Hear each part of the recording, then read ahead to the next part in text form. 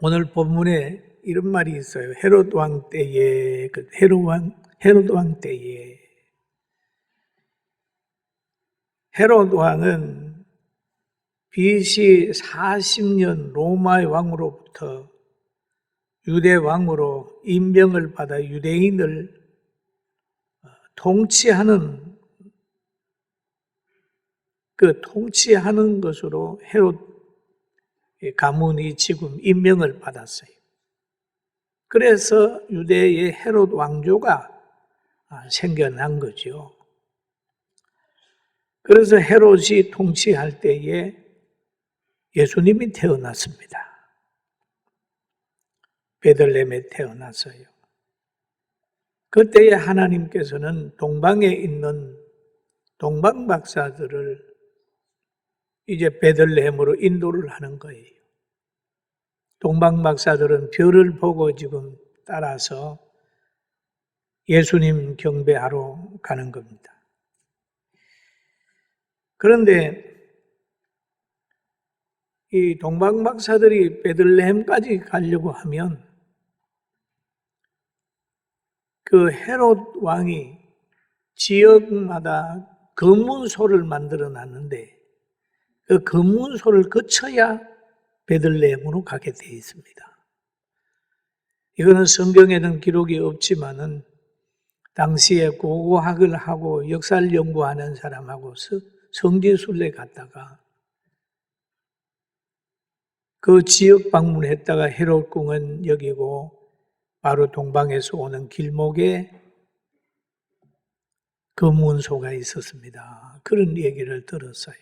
성경에는 없지만은 이 동방 박사들이 검문소 와가지고 이제 검문 받는 거지요. 너 어디 가냐?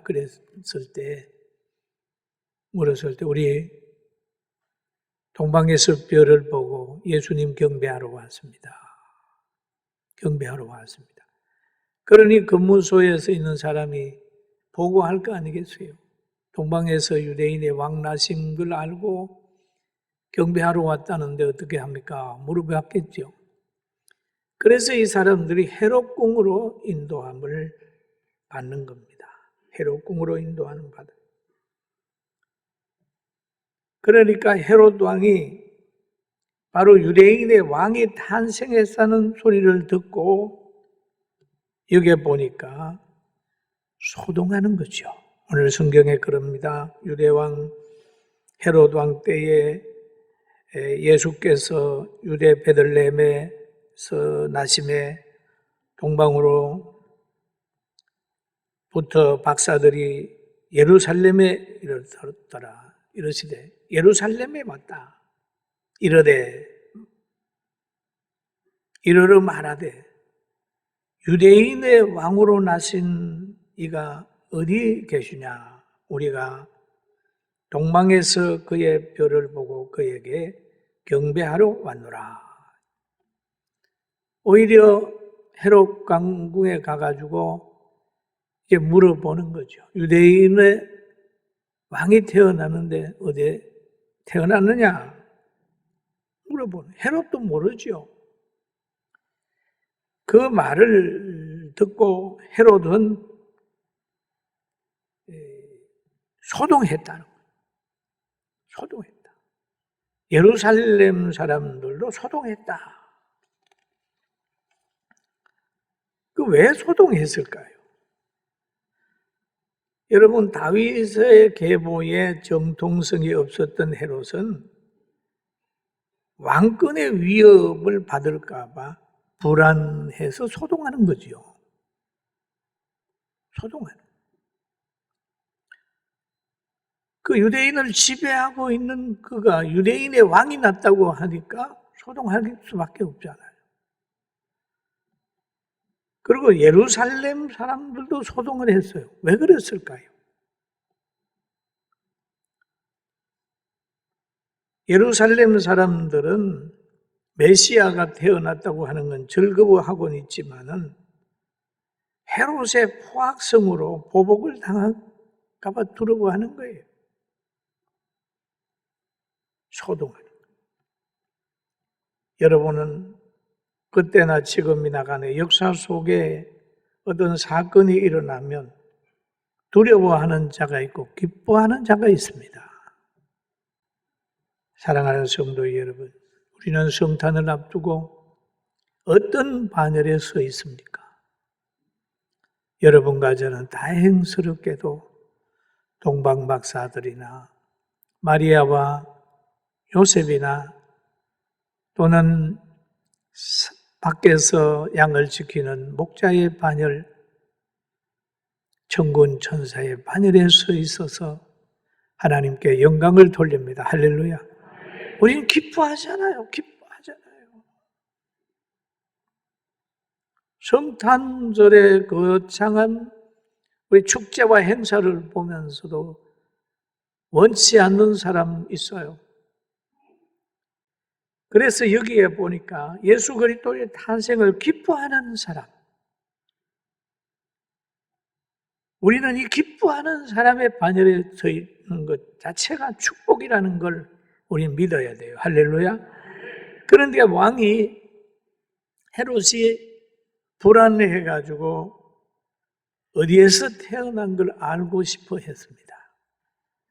그래서 대제사장들과 서기관들을 불러가지고 물어봅니다. 야, 유대인의 왕이 어디서 태어나냐? 물어봅니다. 왕이 모든 대제사장과 백성의 서기관들을 모아 그리스도가 어디서 나겠느냐 물었다. 그러니까 그들이 왕 앞에 나타나서 하는 말이 있습니다. 이게 베들레헴입니다. 그 근거는 미가서 2장 6절에 있는 근거를 헤롯에게 얘기를 하는 거예요. 유대 땅 베들레헴에 너는 유대 고을 중에서 가장 작지 아니 하도다. 내게서 한 다스리는 자가 나와서 내 백성 이스라엘의 목자가 되리라 하였음이니이다. 이렇게 선지자들로 통하여 기록이 되어 있습니다. 그러면 이제 헤롯도 예수가 메시아가 베들레헴에 태어나는 건 압니다. 여러분 베들레헴에 태어난다고 해서 정확하게 압니까? 모릅니다. 여러분 집이 어디입니까? 할 때 저 군포입니다. 그럼 군포는 뭐 다 자기 집 아니잖아요. 모른다. 어디에 사세요? 저 경기도 살아요. 베들레헴에 태어나는 것은 알지만 장소는 모릅니다. 누구? 헤롯도 모르고 동방박사들도 몰라요. 이 정확한 장소를 알려면 누가? 별을 잘 따라가야 알게 되는 겁니다. 그러니까 이에 헤롯이 가만히 박사들을 불러 별이 나타난 때를 자세히 묻고 이제 베들레헴이라고 하는 것을 알았지만은 이제 정확한 때를 좀 알아야 되니까 동방박사들을 불러가지고 별이 나타난 때를 자세히 물었다 그랬습니다. 탄생의 시점을 알려고 했습니다. 동방박사들을 통하여 정확한 장소를 알려고 노력을 한 거예요. 그런데 동방박사들도 모르는 거죠. 그러니까 헤롯이 동방박사들을 향하여 그럽니다. 너 베들레헴으로 가라 하는 거죠. 2장 8절에 보면 베들레헴으로 보내며 이르되 가서 아기에 대하여 자세히 알아보고 찾거든 내게 고하여 나도 가서 그에게 경배하게 하라. 경배하게 하라. 찾거든 나도 가서 경배하게 하라. 그 말을 듣고 동방박사들이 이제 헤롯 궁에서 나옵니다.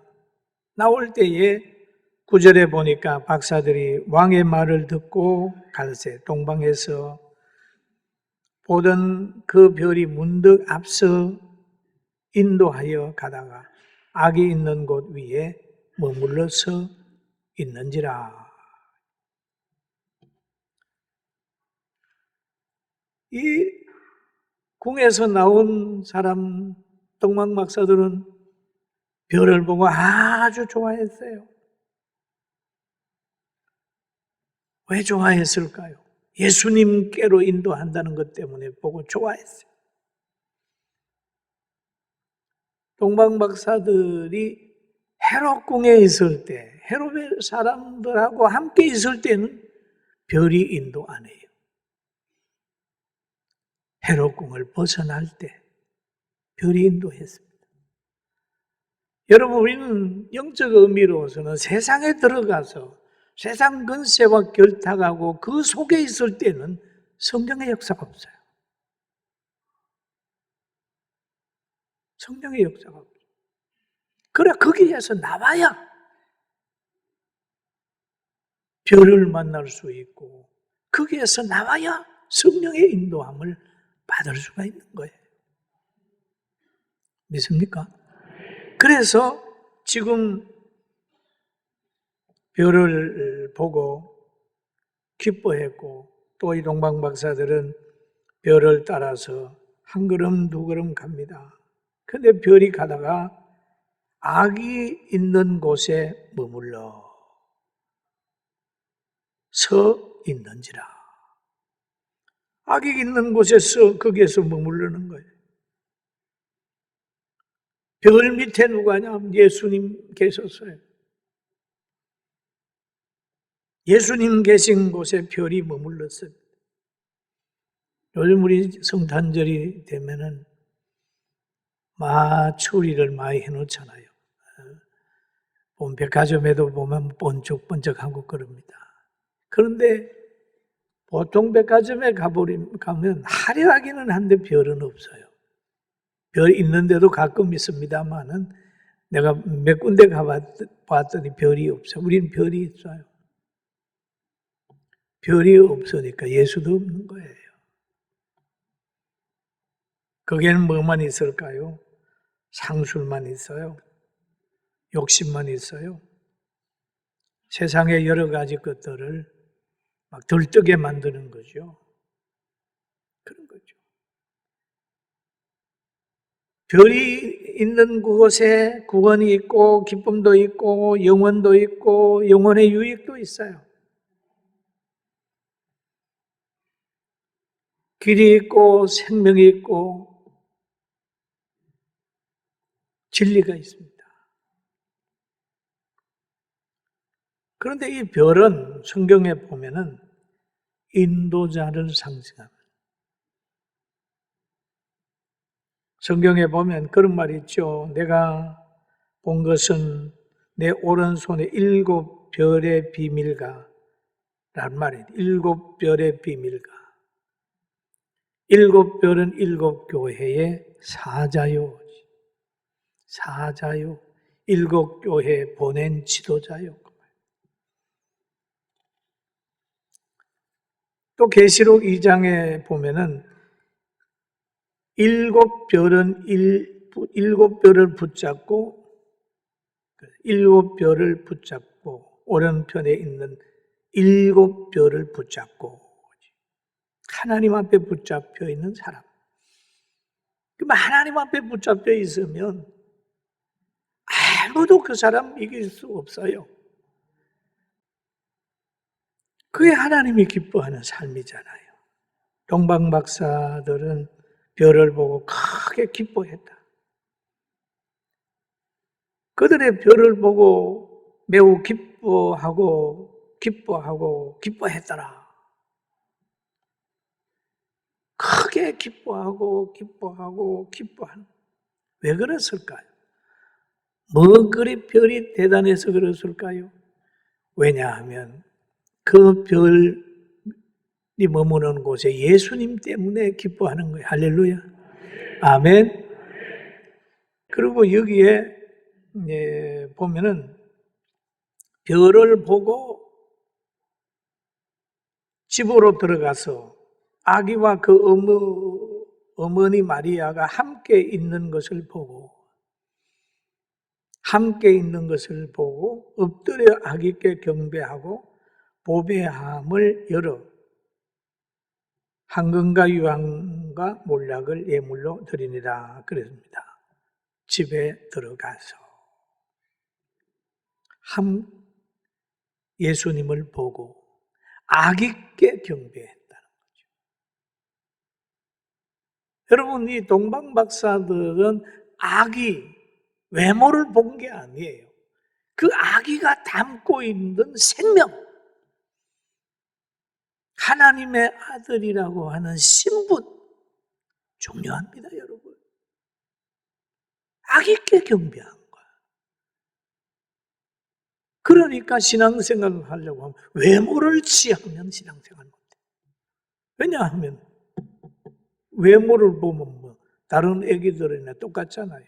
그러나 내면의 세계,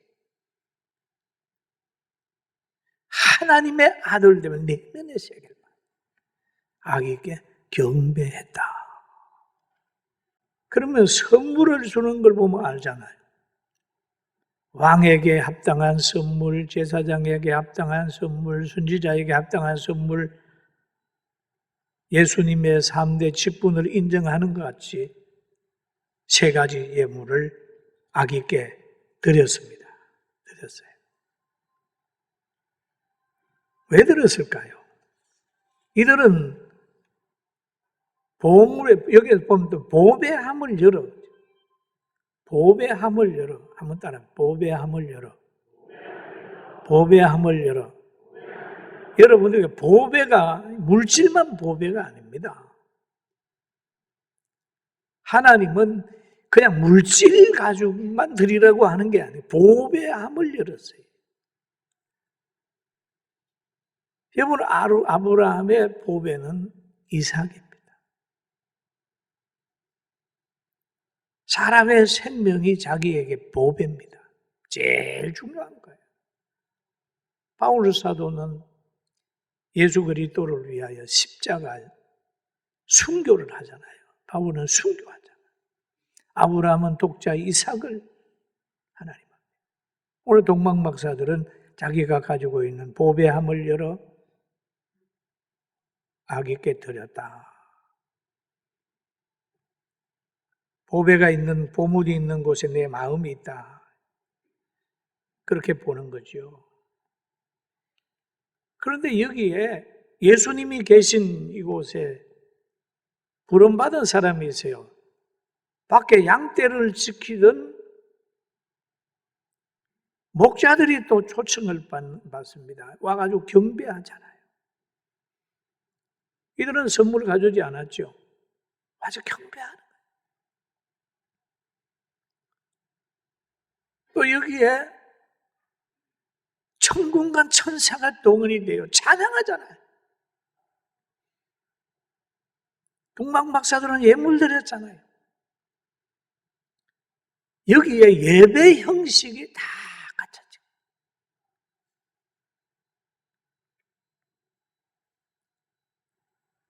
호련히 수많은 천군이 천사와 함께 하나님을 찬송하여 이르되, 맞아요. 우리 찬양대가 천사의 사명을 감당하는 거예요. 할렐루야. 아멘. 귀한 겁니다. 또 천사의 사명, 천군과 천사, 남자와 여자가 해가지고 하나님을 찬양하잖아요. 천군과 천사. 그리고 또 예배 드릴 때, 예물을 드리는 시간에 또 보배함을 열어가지고 또 하나님 앞에 예물을 드리잖아요. 또 목자들은 와서 경배합니다. 경배하는 거예요. 예수님 중심으로 이렇게 이루어지는 거예요. 사랑하는 성도 여러분, 우리는 참 많은 복을 받아서 동방박사, 목자들, 천군 천사의 반열에 서 있기 때문에 하나님은 우리에게 큰 은혜를 주셨어요. 할렐루야. 얼마나 은혜를 줬나요? 그런데 지금 동방박사들은 대단히 위험한 지식에 붙들려 있는 겁니다. 대단히 위험해요. 왕이 그러잖아요. 찾거든 내게 와가지고 알려달라. 나도 경배하러 가겠다. 이 말을 믿어도 될까요? 거짓말입니다. 거짓말인 이유가 있어요. 다음에 보면은 동방박사들이 하나님의 지시를 받아서 딴 길로 가버린 후에 헤롯이 군대를 보내서 베들레헴의 2살 이하의 아이들을, 남자아이를 다 죽였잖아요.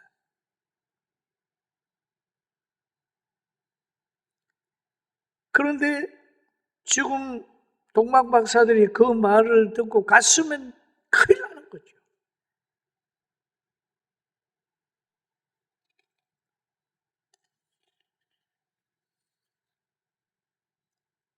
그럴 때 어떻게 했나요? 하나님께서 동방박사들에게 길을 인도한 겁니다.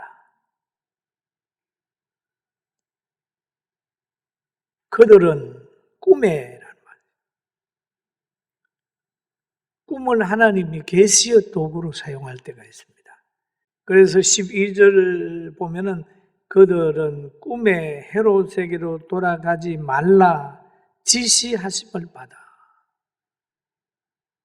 누가 지시했을까요? 하나님이 하신 겁니다. 다른 길로 고국에 돌아가니라. 다른 길. 여러분, 예수 믿는 사람, 예수님 만난 사람에게는 하나님은 항상 다른 길을 주세요. 넓은 문 좋아하는 우리였는데 예수 믿고 나니까 그러잖아. 좁은 길로 들어가라. 좁은 길로 들어가라. 받기만 좋아했는데 너희는 주는 것을 기뻐하라. 주는 것이 받는 것보다 좋다. 사람들을 구제하면 하나님을 꾸이는 것이다. 항상 자기 중심으로 살았지만 내 이웃을 내 몸같이 사랑해라. 하나님께서 우리에게 주신 교훈을 보게 되면은 과거에 육신적으로 살 때하고 예수 믿고 나서는 생각이 많이 달라지잖아요. 생각이. 자기 중심의 사람이 하나님 중심의 사람, 그리고 뭐를 할 때 타인을 먼저 생각을 하는 거죠. 상대에게서 필요를 채굴하려고 하는 것보다는 초대교회 성도들 보면 그 상대의 필요를 채워주려고 노력했단 말이에요. 다른 길이에요. 헤롯이 원하는 길로 가지 않았어요. 하나님이 원하는 길로 고국에 돌아갔습니다. 사랑하는 성도 여러분, 성탄을 기뻐하는 우리를 향하여 말씀하신 그 다른 길, 믿음의 길, 섬김과 사랑으로 서로 가정에서도 아내는 남편의, 남편은 아내의 서로의 종로를 타고 서로 섬기고 성탄을 기뻐하는, 또 새벽에 찬송 소리를 듣고 천사의 사명을 감당하는 우리 모두가 되기를 주의 이름으로 축원합니다.